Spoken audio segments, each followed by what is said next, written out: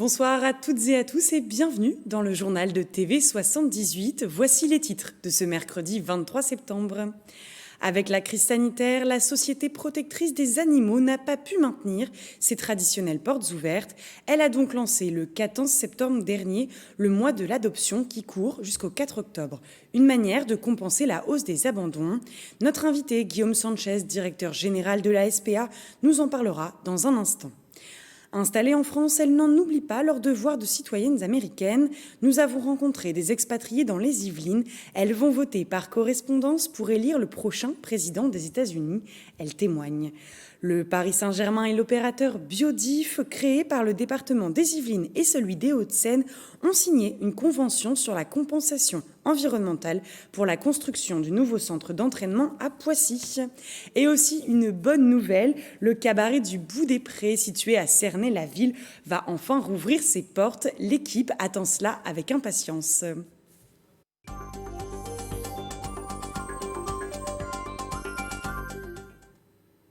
Et dans l'actualité du jour, nous accueillons Guillaume Sanchez. Vous êtes le directeur de la SPA. Bonsoir d'abord et bienvenue. Bonsoir Madame Sinoquet. Bonsoir. Enchanté d'être avec vous. Jusqu'au 4 octobre, la Société protectrice des animaux, donc la SPA, organise le mois de l'adoption. Cet événement remplace les traditionnelles portes ouvertes, organisées 2 fois par an, mais évidemment annulées avec la crise sanitaire pour la protection de vos équipes, des 62 refuges et maisons SPA de France. Nous y reviendrons dans un instant.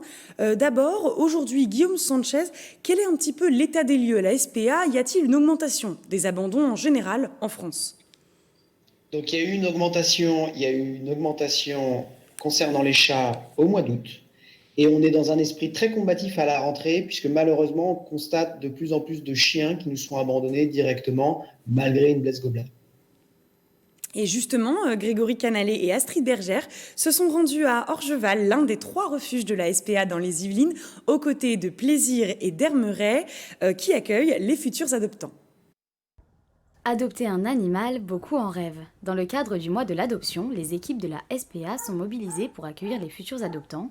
Et pour certaines familles qui souhaitent un animal, aller dans un refuge est une évidence. Je trouve que c'est important, il y a des chiens qui sont en cage et autant leur donner leur chance plutôt qu'aller voir directement les éleveurs et prendre un chiot. Mais adopter un animal est une décision qui doit être mûrement réfléchie pour éviter les abandons. L'adoption doit être responsable. Il faut faire vraiment attention, il faut réfléchir, il faut penser à tout. Il faut penser au plan B pour les vacances, il faut penser à plein de choses, il faut penser au budget que ça représente, parce que c'est pas non plus anodin, c'est pas juste un paquet de croquettes tous les mois. Donc il faut vraiment bien réfléchir avant d'adopter. Et donc je pense que nous, on est bon. La SPA constate une baisse des abandons de chiens de 14%. Malheureusement, la situation est bien différente pour les chats. On a beaucoup de chatons, ce qui est dû au fait que les stérilisations n'ont pas pu avoir lieu pendant tout le confinement. Donc il y a des arrivées de chatons en masse. Tous les jours, on a des appels pour des chatons trouvés. Malheureusement, on n'est pas en capacité de tous les accueillir. Et on manque cruellement de familles relais aussi pour pouvoir les accueillir hors refuge. Face à ce nombre croissant de chats abandonnés, la SPA a un message clair. Faites stériliser vos animaux, quoi. Faites-les stériliser parce que là, c'est une catastrophe au niveau des chatons. C'est vraiment... Et c'est pareil au niveau national, quoi. On a tous été débordés par les arrivées de chatons qui sont en plus malades la plupart. Au total, la SPA espère trouver grâce à ce mois de l'adoption 3300 familles. On l'a entendu à l'instant, 14% donc de baisse d'abandon des chiens. Pourquoi cette différence entre les chiens et les chats, Guillaume Sanchez ? Déjà, il y a une tendance nationale depuis quelques années où on constate, nous dans nos refuges, une stabilisation du nombre de chiens. Et en revanche, une explosion du nombre de chats, et je rejoins tout à fait ce que disent les collègues d'Orgeval, c'est-à-dire qu'on a un problème de stérilisation et de prolifération des chats qui, finalement, dès lors qu'ils ne sont pas stérilisés, ont tendance à vagabonder. Et nous, on est vraiment, je dirais, au bout de la chaîne entre des adoptions qui ont lieu suite au Bon Coin, qui ne sont pas réfléchis, donc on vient de les abandonner, ou un nombre de chatons, mais juste énorme, qui fait qu'on peine nous-mêmes à les prendre en charge, on en perd un certain nombre, et on est obligé de faire appel à des familles relais, parce qu'il faut imaginer que c'est des tout petits bébés qu'il s'agit de biberonner absolument toutes les nuits. Et qu'en est-il des NAC? Donc, je le rappelle, les nouveaux animaux de compagnie. Donc, dans les NAC, il y a les lapins, les chinchillas, les hamsters. Qu'en est-il du coup pour les NAC? Alors sur les NAC, on a une augmentation régulière parce que c'est malheureusement des animaux de compagnie qui sont achetés comme des objets en animalerie. Les gens les achètent sur des coups de cœur et malheureusement, on a une faible prise de conscience. Le seul point positif, c'est qu'en revanche, des gens les trouvent et ont conscience qu'il faut les ramener dans un refuge et donc on les met à l'adoption, que ce soit des chinchillas, que ce soit des lapins. Notamment, on en reçoit un certain nombre, pour certains, on en stérilise un certain nombre de manière à éviter la reproduction, mais on est sur une progression assez régulière de 5 à 10% par an. Comme on part de bas, forcément, ça fait des chiffres dans l'absolu assez faibles, mais maintenant, par an, sur les 43 000 animaux, on a plus de 1000 NAC qui sont adoptés par an, de la petite souris au hamster, au cochon d'Inde, etc. Donc on l'a bien compris, ce mois d'adoption qui, je le rappelle, remplace les traditionnelles journées portes ouvertes, vous recherchez 3300 familles en France, c'est bien ça? En fait, on propose à 3300 familles d'agrandir leur famille, de faire de la place à un nouvel animal chez eux et notamment on a 1700 chats et 1340 chiens. Vous voyez, il y a vraiment de quoi, et plus une centaine de NAC. Il y a de quoi satisfaire absolument l'envie d'agrandir sa famille pour tous, quel que soit le profil des personnes, mais vraiment avec l'envie de tout simplement, et c'est très bien dit dans le reportage, d'ouvrir tout simplement un foyer, d'offrir un foyer à ces animaux qui n'attendent que ça, et plutôt qu'aller dans une animalerie ou chez un éleveur, là vous trouverez chez nous des animaux qui finalement n'ont que leur cœur à offrir. Et justement, si on veut sauter le pas pour adopter, du coup une adoption responsable, comment fait-on à la SPA? Déjà, faites confiance aux professionnels que vous allez trouver dans les différents refuges ou maisons SPA qui, eux, ont l'habitude de vous conseiller, même si parfois ça peut sembler étonnant, de vous questionner sur vos habitudes de vie. Est-ce que vous avez, combien de fois vous prévoyez de le sortir, d'ouvrir vers l'extérieur, quel type d'habitat vous proposez, de manière, ils connaissent leurs animaux et l'objectif, c'est plutôt parfois vous orienter vers un autre type d'animal, vers un autre type de comportement qui correspondra le mieux possible. On est parfois surpris d'avoir des gens qui vivent dans un tout petit espace et qui prévoient de laisser un chien 16 heures tout seul, vouloir impérativement, par exemple, un labrador ou un chien un petit peu gros.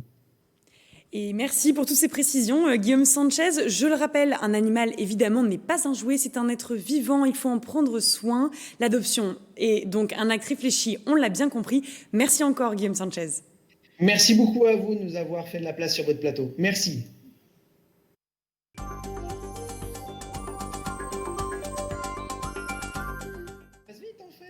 Dans l'actualité également, depuis le début de la crise de Covid-19, près de 40 000 entreprises et indépendants ont été aidés par la région Île-de-France. Ces aides ont permis à 95% des entreprises de traverser cette période difficile.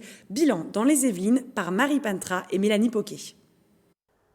Cette entreprise de signalétique dans le BTP a perdu près de 50% de son chiffre d'affaires pendant le confinement, mais elle a survécu grâce à ses fonds propres et en trouvant de nouveaux clients. Ces machines ont produit des plaques de protection en plexiglas, des panneaux sur le Covid, alors à l'époque, pas besoin d'aide financière. Aujourd'hui, par précaution, elle a tout de même demandé le prêt garanti par l'État. Suite à une réunion que nous avons eue avec notre expert comptable, il nous a proposé de faire la demande pour mettre cet apport financier de côté au cas où le problème de pandémie revienne. Depuis la réouverture des chantiers, l'entreprise d'une quinzaine de salariés a repris son activité traditionnelle. Pour le mois de septembre, elle a réussi à récupérer son chiffre d'affaires de 2019 et pense même pouvoir l'augmenter. Mais toutes les petites entreprises n'ont pas eu cette chance. La région Île-de-France a mis en place plusieurs aides, le fonds relance, le PME relance, mais aussi le fonds rebond. Nous avons accordé 200 millions de prêts, nous allons le réabonder. C'est la BPI, la Banque publique d'investissement, qui gère les demandes de prêts. Et oui, on en a encore besoin, les entreprises ont encore besoin de s'endetter pour investir. À la CPME, on ne cache pas son inquiétude de l'avenir. La Confédération compte plus de 600 adhérents. C'est la grosse difficulté du moment, c'est l'incertitude, c'est de ne pas savoir de quoi demain sera fait.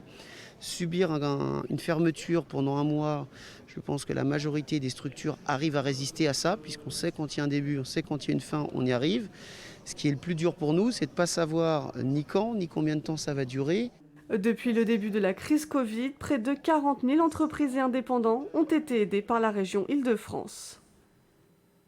J-41 avant l'élection présidentielle aux États-Unis. Pour les Américains vivant à l'étranger, le scrutin a déjà commencé. Un vote par correspondance avec différentes procédures en fonction de l'État. C'est le cas pour 2 Yvelinoises franco-américaines et leurs enfants qui vivent à Davron et Mareil-sur-Moldre.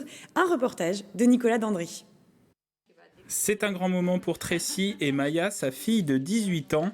Elles viennent de recevoir leur bulletin de vote pour participer à l'élection présidentielle aux États-Unis.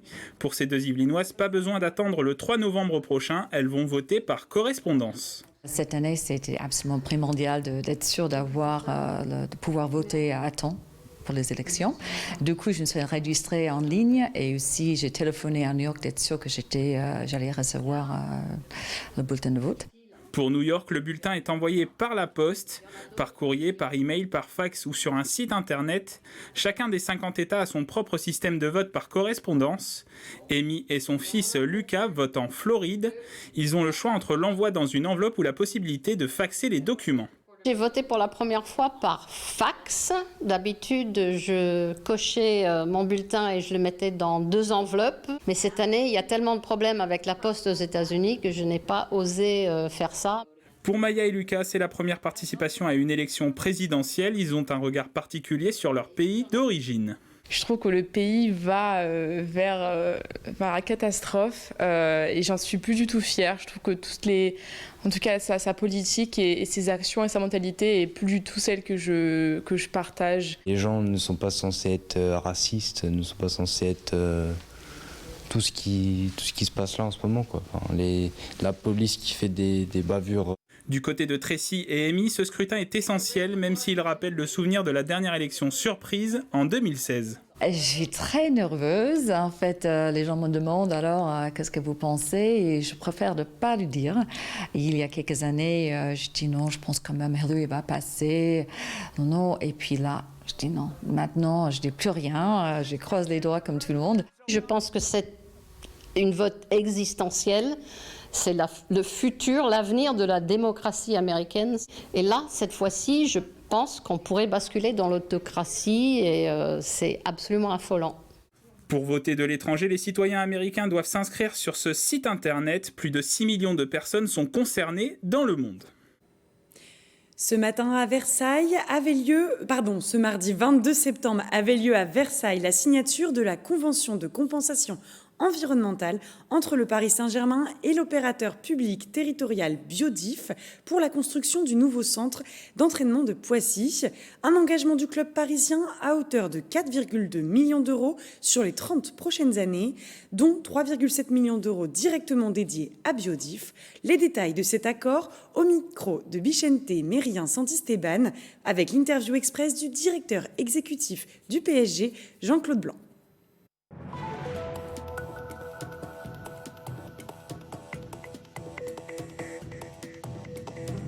Cet engagement marque le fait de bloquer des terrains à l'extérieur du site pour environ une vingtaine d'hectares, ainsi qu'une trentaine d'hectares sur le site lui-même pour compenser les constructions qui vont se dérouler sur le centre d'entraînement pour sa création. L'objectif est de dédier des zones donc à l'extérieur du site, mais aussi sur le site, à la biodiversité, pour garantir qu'un certain nombre d'espèces, faune et flore, vont pouvoir continuer à se développer sur le site ou proche du site dans les Yvelines. C'est donc un engagement de 30 ans qui se régularise ce soir entre le Paris Saint-Germain et Biodif pour la gestion, pour l'identification d'abord, puis la gestion pendant 30 ans de ces différentes zones. Nous avons aussi d'autres sites qui ont été identifiés grâce à la région Île-de-France et qui seront gérés par l'organe de la région Île-de-France dédié à gérer ces sites. La totalité de ces deux éléments, ce qui composera un total de 54 hectares, 24 hectares en dehors du site et 30 hectares sur le site.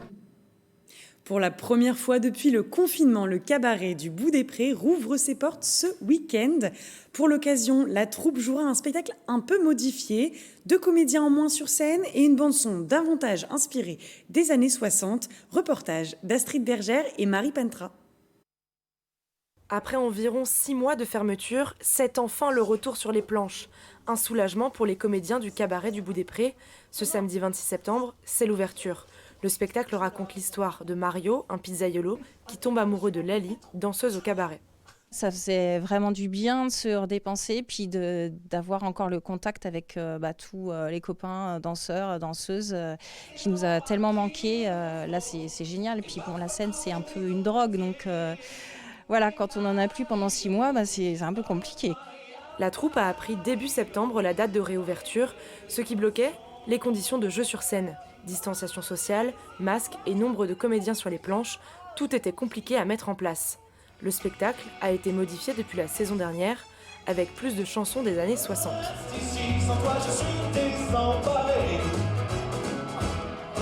J'étais impatient en tout cas, après toute cette période, de pouvoir revenir ici et se remettre au boulot, oui. Enfin, on s'était remis au boulot avant en télétravail, mais de se remettre en boulot encore une fois face aux gens, avec eux, pour les faire travailler, les faire évoluer et à ce qu'ils puissent se magnifier eux-mêmes dans cette pièce. Le spectacle sera en représentation jusqu'à la fin de l'année 2020, une année particulière car le cabaret y fêtera ses 10 ans. Comme chaque semaine, la parole est donnée aux programmateurs des salles de cinéma saint-quentinoises. Cette semaine, Bertrand Pigné de l'espace Philippe Noiret au Clé-sous-Bois nous parle de 2 films, Les choses qu'on dit, les choses qu'on fait et Énorme au micro de Patrick Jacques de Dixmude.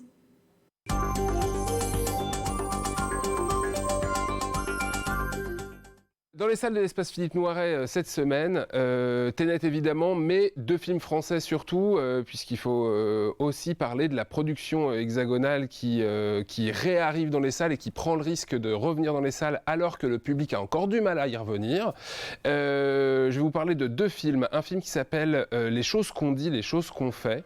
Un film d'amour, une grande fresque de 2 heures d'amour, d'histoire d'amour, de gens qui se racontent des histoires d'amour. Quelque chose de très léger, de très beau, avec Camélia Jordana et Vincent Macaigne et Niels Schneider, un film de Emmanuel Mouret, une comédie romantique qui, je pense, pourra plaire à beaucoup de monde, garçons comme filles, puisque voilà, c'est des choses très touchantes. Un deuxième film aussi qui est un peu un coup de cœur, qui s'appelle Énorme, l'histoire d'un homme qui devient enceinte en même temps que sa femme, qui l'a mis enceinte par forfanterie. Un film de Sophie Le Tourneur, qui est une réalisatrice trop peu présente sur nos écrans, et avec Jonathan Cohen et Marina Foïs. 2 comédies, donc une romantique, une plus délirante, 2 choses à aller voir à l'espace Philippe Noiret dès cette semaine.